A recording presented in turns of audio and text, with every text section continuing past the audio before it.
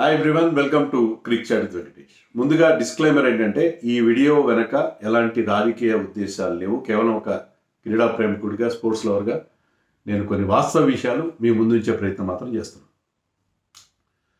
ఇప్పుడు పొలిటీషియన్స్ కానీ, కేంద్ర ప్రభుత్వం లేదా రాష్ట్ర ప్రభుత్వ పెద్దలు కానీ చాలా పెద్ద పెద్ద క్లెయిమ్స్ చేస్తుంటారు కొన్ని స్పోర్ట్స్ విషయంలో.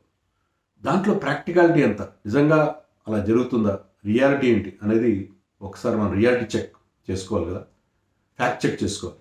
అదే నా ఉద్దేశం. తెలంగాణ రాష్ట్ర ముఖ్యమంత్రి హైదరాబాద్లో ఒలింపిక్స్ జరపడానికి మేము గట్టి ప్రయత్నం చేస్తామని చెప్పి మధ్య మాట్లాడుతున్నారు. అది ఒకటి. తర్వాత ఇండియాలో ఇన్ జనరల్, అది హైదరాబాద్ కావచ్చు, మరో నగరం కావచ్చు, 2036 ఒలింపిక్స్ జరపాలని చెప్పి కేంద్రంలో ఉన్న ఎన్డీఏ ప్రభుత్వం కూడా గట్టిగా ప్రయత్నం చేస్తుంది. ప్రయత్నం చేస్తామని చెప్తున్నాం. ఈ రెండు విషయాల్లో నాకు అభ్యంతరం ఉంది. హోస్టింగ్ ఒలింపిక్స్ ఇన్ హైదరాబాద్ విషయంలో అభ్యంతరాలు ఉన్నాయి. అసలు ఇండియాలోనే హోస్ట్ చేయడం విషయంలో కూడా నాకు అభ్యంతరం ఉన్నాయి. దాని గురించి నేను మాట్లాడుతున్నాను. పార్టీలకు అతీతంగా, రాజకీయాలకు అతీతంగా నేను మాట్లాడదలుచుకున్నాను. ఓకే, ముందుగా Hyderabad is it fully equipped to host Olympics? అది మొదటి ప్రశ్న. అసలు ఒలింపిక్స్కి బిడ్ చేయాలంటే అయ్యే ఖర్చు చాలా ఎక్కువ. మీకు ఒలింపిక్స్ కోసం మీరు బిడ్ చేయడం అంటే చాలా పోటీ ఉంటుంది. ప్రపంచంలో ఉన్న అనేక నగరాలు ఒలింపిక్స్ హోస్ట్ చేయడం కోసం 2036 ఒలింపిక్స్ కోసం బిడ్డింగ్ ప్రాసెస్ స్టార్ట్ కాబోతుంది. సో ఆ 2036 ఒలింపిక్స్ ఎవరు హోస్ట్ చేస్తారనే విషయంలో చాలా లాబియింగ్, చాలా పెద్ద క్యాంపెయినింగ్ జరుగుతుంది. చాలా నగరాలు పోటీ పడతాయి. మరి హైదరాబాద్ కూడా వారితో పోటీ పడగలదా? పోటీ పడాలంటే అయ్యే ఖర్చు ఎంత అనేది మనం ఒకసారి చూద్దాం. చాలా ఖర్చు అవుతుంది. మీకు ఈవెన్ ఆ అప్లికేషన్ కొనడానికి 5 కోట్లు అవుతుంది.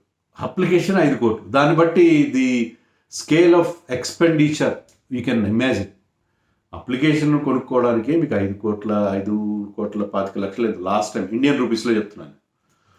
5 కోట్ల 25 లక్షలు పెట్టి మీరు అప్లికేషన్ కొనుక్కోవాలి. కేవలం అప్లికేషన్కే 5 కోట్లు అవుతుంది. సో ఎంత కాస్ట్లీ ఉంటుంది దాన్ని బట్టి ఇది మీరు అర్థం చేసుకోవచ్చు. సరే, అప్లికేషన్ కొన్నారు, మీకు కన్సల్టెంట్స్ ఉంటారు, లీగల్ ఫీజు ఉంటాయి, క్యాంపెయినింగ్ చేయాలి, లాబియింగ్ చేయాలి. మిగతా అంటే ఒలింపిక్స్లో 150కి పైగా దేశాలు ఉంటాయి. వాళ్ళందరినీ మీ వైపు తిప్పుకోవాలి. ఓటింగ్ జరుగుతుంది. ఆ ఓటింగ్లో వాళ్ళందరినీ మీకు అనుకూలంగా ఓట్ చేయాలంటే అక్కడ కూడా పాలిటిక్స్ ఉంటాయి. అక్కడ కూడా ఖర్చులు పెట్టాలి, పార్టీలు ఇవ్వాలి, రకరకాలుగా వాళ్ళని ప్రలోభ పెట్టాలి. ఎవరు కూడా అన్ని చోట్ల అన్ని విషయాల్లో ఇలాంటి ప్రలోభాలు, ఓట్ బ్యాంక్ పాలిటిక్స్ ఉంటాయి. దానికి బోల్డంత ఖర్చు అవుతుంది. చికాగో నగరం ఒకసారి ట్రై చేశారు ఒలింపిక్స్ హోస్ట్ చేయడానికి. దానికి వాళ్ళకి పెట్టిన ఖర్చు 1000 కోట్లు. బిడ్డింగ్ కోసం చెప్తున్నారు, ఒలింపిక్స్ హోస్ట్ చేయడం కోసం కాదు. ఒలింపిక్స్ కోసం అన్సక్సెస్ఫుల్. చికాగోలో ఒలింపిక్స్ జరగలేదు. చికాగో నగరం 1000 కోట్లు ఖర్చు పెట్టారు. 1000 కోట్ల రూపాయలు. నేను చెప్పాను రూపాయలు, డాలర్స్ చెప్పాను. ఎందుకు మనకు అర్థం కాదు డాలర్స్, మళ్ళీ కన్వర్షన్ చూసుకోవడం. 1000 కోట్ల రూపాయలు ఖర్చు పెట్టారు చికాగో నగరం. 1000 కోట్లు ఖర్చు పెట్టినా వాళ్ళకి దక్కలేదు. సో 1000 కోట్లు, దాదాపు 1000 కోట్లు, అంటే ఇప్పటి రూపీస్లో చెప్తున్నాను. 1000 కోట్లు, దాదాపు 1000 కోట్లు, పోనీ 850 కోట్లు అనుకోండి. 850 కోట్లు ఖర్చు పెట్టారు. అంత అవసరం? ఖర్చు పెట్టి మీకు రాకపోవచ్చు కదా. ఈవెన్ టోక్యోలో మీకు 2020 లేదా 2021లో జరిగిన, అంటే కోవిడ్ వల్ల ఒక లేట్గా జరిగినట్టు, అప్పుడు జరిగినప్పుడు కూడా వాళ్ళు 500-600 కోట్లు ఖర్చు పెట్టారు. అంతకుముందు కూడా వాళ్ళు 1300 కోట్లు ఖర్చు పెట్టారు 2016లో. అప్పుడు వాళ్ళకి బిడ్డే రాలేదు. ఖర్చు పెట్టడం అనేది ఖర్చు పెట్టారు 1100 కోట్ల రూపాయలు. నేను చెప్పాను రూపాయలు. అన్ని 100 కోట్లు ఖర్చు పెట్టి కూడా వాళ్ళకి బిడ్ రాలేదు. తర్వాత కొంచెం తక్కువ ఖర్చు పెట్టినా ఒకసారి వచ్చింది వాళ్ళు. సో మీకు కనీసం ఒక 1000 కోట్లు పెట్టుకొని మీరు బిడ్డింగ్ కోసం ప్రయత్నించాలి. Can be afford that? 1000 కోట్ల రూపాయలు పెట్టి అఫోర్డ్ చేయాల్సిన అవసరం ఉందా? ఇంకోటి ఏంటంటే, ఇక్కడ ఎవరితో పోటీ పడుతున్నారు మీరు? ఖతార్ పోటీ పడుతుంది. అక్కడ ఖతార్ దోహా నగరం, వాళ్ళు ఎంత రిచ్చో మనకు తెలుసు. బయట, కానీ అక్కడ బయటే కాదు, విత్ ఇన్ ఇండియా మీకు అహ్మదాబాద్ నుంచి పోటీ ఉంది. ఇప్పుడు ఎన్డీఏ ప్రభుత్వం, కేంద్రంలో ఉన్న ఎన్డీఏ ప్రభుత్వం ఎక్కడ నిర్వహించాలనుకుంటుంది? ఢిల్లీలో కాదు, వాళ్ళు ముంబైలో కాదు, కోల్కతాలో కాదు, మద్రాసులో కాదు, బెంగళూరులో కాదు, హైదరాబాద్లో కాదు. వాళ్ళు అనుకుంటుంది అహ్మదాబాద్ని ఒక స్పోర్ట్స్ సిటీగా చేయాలని చెప్పి ఎన్డీఏ ప్రభుత్వం భావిస్తుంది. Because Narendra Modi is from that place, Amit Shah is from that place. దానికోసం అక్కడ ఆల్రెడీ ముందు నుంచే ఎప్పటి నుంచో 2020 కంటే ముందు నుంచి కూడా వాళ్ళు ప్రయత్నాలు చేస్తున్నారు. మీకు ఆల్రెడీ అక్కడ మీకు మ్యాసివ్ క్రికెట్ స్టేడియం ఉంది. 1,30,000 పట్టి క్రికెట్ స్టేడియం ఉంది. దాన్ని అలాంటి స్టేడియంలనే మీరు ఒలింపిక్స్ ప్రారంభ and closing ceremony, opening and closing సెరమనీకి వాడుకుంటారు. అంత మ్యాసివ్ స్టేడియం అక్కడ ఉంది. ఎక్కడ ఉంది? అక్కడ సర్దార్ పటేల్ స్పోర్టింగ్ ఎన్క్లేవ్ అని ఉంది. సర్దార్ వల్లభాయ్ పటేల్ స్పోర్టింగ్ ఎన్క్లేవ్ అని చెప్పి 236 ఎకరాల విస్తీర్ణంలో అక్కడ ఒక పెద్ద స్పోర్ట్స్ సిటీని డెవలప్ చేస్తున్నారు. ఇంకా చాలా, ఎందుకంటే అక్కడ మీకు ఇండోర్ స్టేడియంస్ ఉన్నాయి, తర్వాత ఆక్వా స్పోర్ట్స్ అంటే స్విమ్మింగ్ పూల్ లాంటివి, ఇంకా రకరకాలుగా అన్ని రకాల క్రీడలకు సంబంధించిన ఒక sports complex, sports enclave, the name of Sardar Vallabhbhai Patel అక్కడ తయారవుతూ ఉంది. ఆల్మోస్ట్ తయారైపోయింది. అంత మ్యాసివ్. అది మీరు ఆ ఫోటో ఏరియల్ వ్యూ కూడా చూస్తే చాలా ఇంప్రెసివ్గా ఉంటుంది. సో అక్కడ వాళ్ళు ముందు నుంచే తయారు చేసేస్తున్నారు. మీరు అనొచ్చు, ఈవెన్ రేవంత్ రెడ్డి గారు కూడా అన్నారు ఈ మధ్య రాజ్దీప్ సర్దేశాయికి ఇచ్చిన ఒక ఇంటర్వ్యూలో. ఆయన ఏం చెప్పాడంటే, అహ్మదాబాద్ కూడా పోటీ పడుతుంది కదా అని అడిగారు. మీరు ఫ్యాక్ట్ చెక్ చేసుకోండి, ఒకసారి వెళ్ళి చూడండి, లేకపోతే ఒక టీంని పంపించండి, ఫ్యాక్ట్ ఫైండింగ్ మిషన్ పంపండి, అహ్మదాబాద్లో బెటర్ స్పోర్టింగ్ ఫెసిలిటీస్ ఉన్నాయా, హైదరాబాద్లో ఉన్నాయి, చూసుకోండి అని చెప్పి ఆయన ఛాలెంజ్ కూడా విసిరారు రేవంత్ రెడ్డి గారు ఆ ఇంటర్వ్యూలో. కానీ మీకు ఒకటే ఫ్యాక్ట్, మీకు గచ్చిబౌలిలో మనకి స్టేడియం ఉంది. ఆయన చెప్పింది ఏంటంటే, రేవంత్ రెడ్డి గారు ఇంకా చెప్పింది, మేము నేషనల్ గేమ్స్ జరిపాం, వరల్డ్ మిలిటరీ గేమ్స్ జరిపాం, తర్వాత Afro Asian games Hyderabad host చేసి మాకు బోల్డ్ ఇన్ఫ్రాస్ట్రక్చర్ ఉంది మాకు హైదరాబాద్లో ఉంది. నిజమే, గచ్చిబౌలిలో మీకు బాలయోగి స్టేడియం ఉంది. ఇప్పుడు దాని కొత్త పేరేంటో అదే పేరు ఉందనుకుంటా. సో స్టేడియం ఉంది. ఆ స్టేడియం కెపాసిటీ ఎంత? 30,000. వేరేస్ నరేంద్ర మోదీ స్టేడియం అని చెప్పి ఇప్పుడు మొటేరాలో ఉన్న అహ్మదాబాద్ స్టేడియం కెపాసిటీ ఎంత? 1,30,000. 30,000 ఎక్కడ, 1,30,000 ఎక్కడ?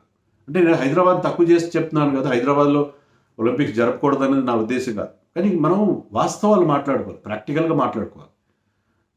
అండ్ అక్కడ ఉన్న మిగతా స్టేడియంస్ కూడా ఎంత బాగా డెవలప్ అయినాయి. ఇప్పుడు స్టేడియంస్ ఉండడం ఒకటి, వాటి మెయింటెనెన్స్ అంత ఘోరంగా ఉంది. మనకు అక్కడ గచ్చిబౌలిలో ఉన్న పెద్ద స్టేడియం, ఓపెన్ స్టేడియం కానీ, ఈవెన్ ఇండోర్ స్టేడియం కానీ, దాని గురించి ఎన్నో వార్తలు వస్తున్నాయి. స్పోర్ట్స్ టవర్ ఒకటి కట్టారు, అది కూడా చాలా రోజులు అలా ఊరికే పడుంది. దానికి ఏ ప్రభుత్వాలైనా కారణం కావచ్చు. సో ఆ కట్టిన ఆ గేమ్స్ విలేజ్ కానీ అవన్నీ కూడా ప్రాపర్గా మెయింటెనెన్స్ చేయకపోవడం. ఈవెన్ రీసెంట్గా కొన్ని ఫొటోస్ మీరు చూసే ఉంటారు, లాల్ బహదూర్ స్టేడియం దారుణంగా తయారైంది. అక్కడ కూడా ఏదో మ్యూజికల్ నైట్స్ అలాంటివేవో కల్చరల్ ప్రోగ్రామ్ జరుపుతున్నారు. లాల్ బహదూర్ స్టేడియం అనేది మాలాంటి వాళ్ళకి, అంటే హైదరాబాద్లో మంచి మంచి క్రికెట్ మ్యాచ్లు, మంచి మంచి events, football, Nizam gold cup లాంటి ఈవెంట్స్, అది it was the centre point. అక్కడ అద్భుతమైన, అంటే బోల్డ్ అంతా మాకు ఎమోషనల్ అటాచ్మెంట్ ఉంది హైదరాబాద్ లాల్ బహదూర్ స్టేడియంతో.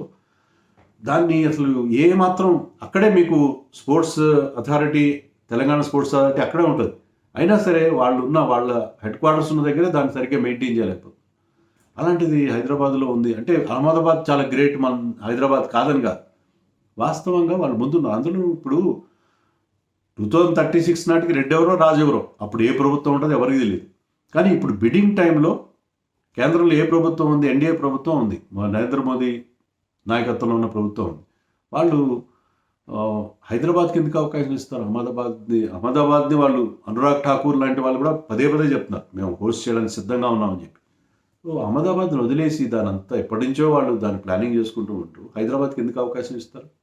ఏ విధంగా అవకాశం ఇస్తారు? ఊరికే మాట్లాడమే తప్ప నిజంగా do we really stand a chance to host Olympics? హైదరాబాద్కి అవకాశం ఇస్తారా?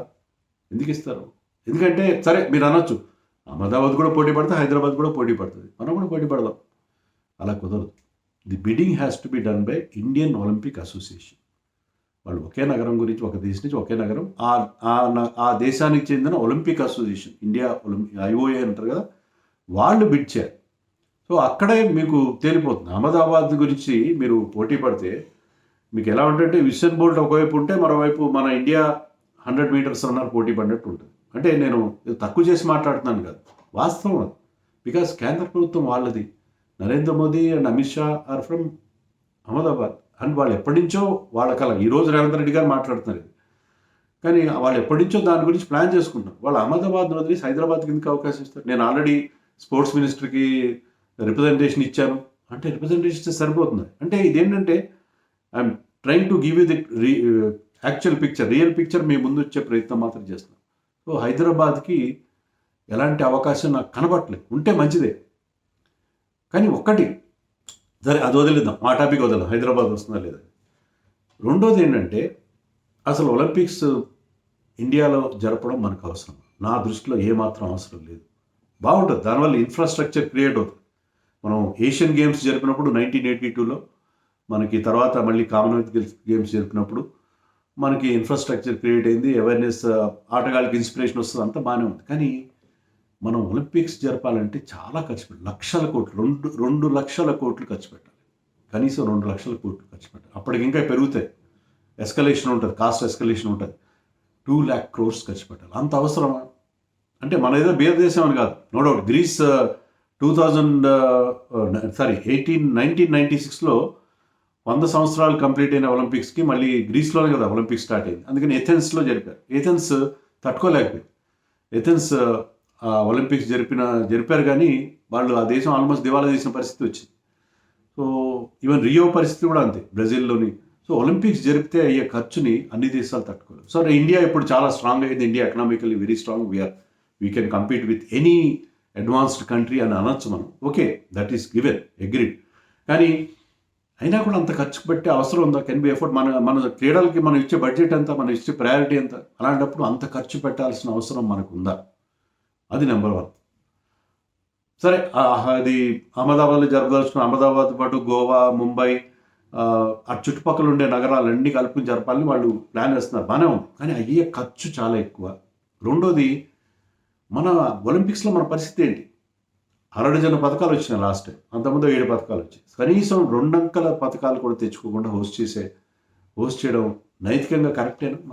మనం చేయాల్సింది ఏంటంటే, నా దృష్టిలో ఏంటంటే, ఈ ఇన్ఫ్రాస్ట్రక్చర్ డెవలప్ చేస్తే దాన్ని మెయింటెనెన్స్ చేయకుండా వదిలేసే బదులు, మీరు ఎవరైనా ముఖ్యమంత్రులు కానీ ప్రధానమంత్రులు కానీ మాట్లాడవలసింది, మనకి ఒలింపిక్స్ జరుపుతాము, అది పొలిటికల్గా చాలా బాగుంటుంది, మీకు మంచి మైలేజ్ వస్తుంది, ఒలింపిక్స్ జరిపాము మేము చూడండి అని చెప్పి జబ్బలు తెరుచుకోవడానికి ఎవరికైనా బాగానే ఉంటుంది.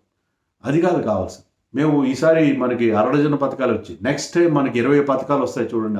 ఆ రకంగా మనం దానికి ఒక రోడ్ మ్యాప్ క్రియేట్ చేస్తాం, దానికోసం మన క్రీడాకారులు తయారు చేస్తాం, దానికోసం బ్రహ్మాండమైన ఒక మాస్టర్ ప్లాన్ ఒకటి తయారు చేస్తాం అని చెప్పి ఒక లాంగ్ టర్మ్ స్ట్రాటజీతో మన దేశం నుంచి ఒలింపిక్ ఛాంపియన్స్ ఎమర్జ్ అయ్యేలాగా దానికి కావాల్సిన ఒక బ్రహ్మాండమైన స్ట్రాటజీ ఒకటి తీసుకుంటే బాగుంటుంది తప్ప ఒలింపిక్స్ జరపడం వల్ల పెద్దగా ఒరిగేది ఏమీ లేదు. మనం క్రికెట్లో ఇన్ని రకరకాల world cups, T20 world cup, 1 day world cup, women's world cup జరుగుతుంది. దానివల్ల మనకి ఏమైనా కొత్త టాలెంట్ వస్తుందో? దానివల్ల రావట్లేదు. IPL వల్ల వస్తుంది, లేకపోతే మన డొమెస్టిక్ స్ట్రక్చర్ వల్ల వస్తుంది. అంతే తప్ప మీరు గ్రాస్ రూట్స్ లెవెల్లో మీరు సౌకర్యాలు ఇంప్రూవ్ చేయండి, అక్కడ ఇన్ఫ్రాస్ట్రక్చర్ క్రియేట్, మైక్రో ఇన్ఫ్రాస్ట్రక్చర్, మీరు చిన్న చోట్ల ఇన్ఫ్రాస్ట్రక్చర్ క్రియేట్ చేయండి.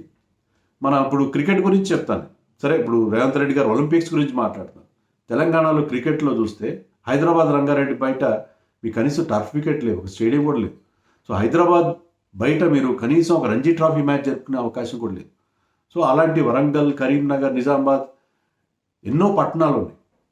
సార్ నగరాలు ఉన్నాయి, పట్టణాలు కూడా అవి నగరాలు. ఆ నగరాల్లో కనీసం ఒక స్టేడియంకి దిక్కులేదు, క్రికెట్ స్టేడియంకి దిక్కులేదు. సరే, అది రాష్ట్ర ప్రభుత్వం పరిధిలోకి రాదు, కానీ రాష్ట్ర ప్రభుత్వం అక్కడ మీకు ల్యాండ్ కేటాయించవచ్చు. సో అలాంటి పరిస్థితి ఉన్నప్పుడు మీకు బేసిక్ ఫెసిలిటీస్ లేనప్పుడు మీరు ఒలింపిక్స్ గురించి మాట్లాడడం ఇది ఉట్టికెక్కలేనమ్మ స్వర్గానికి ఎక్కినట్టుగా ఉంటుంది నా అభిప్రాయం. సో ఇది నా అభిప్రాయం. రాజకీయాలతో ఎలాంటి సంబంధం లేదు. I'm trying to put facts before you. So ఆ దృష్టితో మీరు ఆలోచిస్తే బాగుంటుందని చెప్పి ఉంటాను. మీ కామెంట్స్ కూడా చెప్పండి కామెంట్ సెక్షన్.